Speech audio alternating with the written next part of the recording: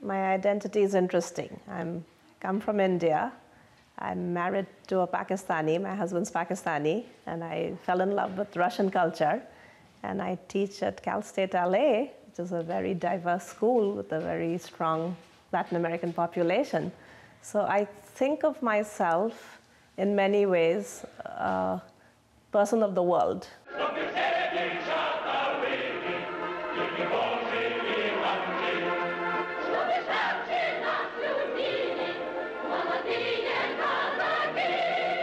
My first book was on Soviet history, and then after that I was much more interested in how Russia interacted with the world.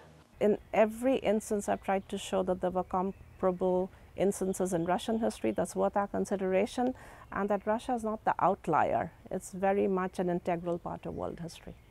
I got a prize from an article from a big university in Russia, and the Russians don't normally pay any attention to what we say.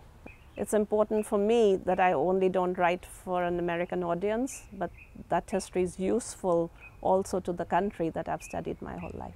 That's what I love about being an academic. I'm free to pursue my intellectual interests. And Cal State LA, I've been very fortunate, gives me the freedom to do that. Every time I teach a class, it's a new syllabus, new books, new lectures, because I get bored very easily. And my students have added so much to my research.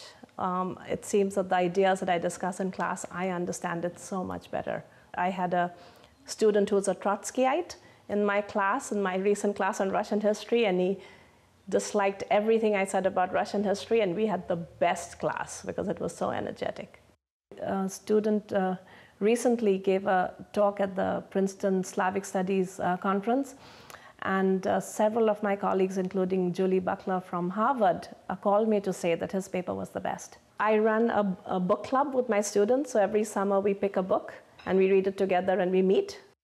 Dr. Wells and I put together this art exhibition, and I said, I'll do something called The Politics of Happiness. We never think of Soviet people being happy. These were regular people, that Homo Sovieticus is not a different species. They're part of the human species. I decided to create a class on food justice. Again, Dr. Wells and I, my colleague, who I owe a lot to, we created a class on food justice and globalization for the Honors College because we taught them history, but we taught them through the lens of food. I'm so grateful to Barry Hibbs. He's a wonderful scholar, hydrogeologist. He invited me to be part of this grant, and we're building a demonstration garden on campus. We are building a database of climate-adapted agricultural practices and plants that have thrived in the LA region for the last 300 years. So this is personal for me, it's not just academic. It's so fascinating to be in LA where there is an emerging food justice movement. Because my husband and I, we really care about the environment, and my husband's a biologist, and we've tried in our own home to create an ecosystem that does without the chemical. But there is joy in the compost that you create in your own house with goat and chicken manure and your grass clippings and your chicken waste.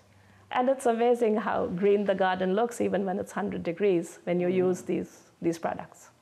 In our garden, we've created a community garden on the median outside our own home, and we've planted 14 fruit trees. I feel happiest when I see the children around the mulberry bush. Their hands stained red. That gives me a lot of pleasure every day. To look forward to things as I age. So milking goats is one of those pleasures. You can never eat a store-bought egg again after you've had a fresh egg. Yeah.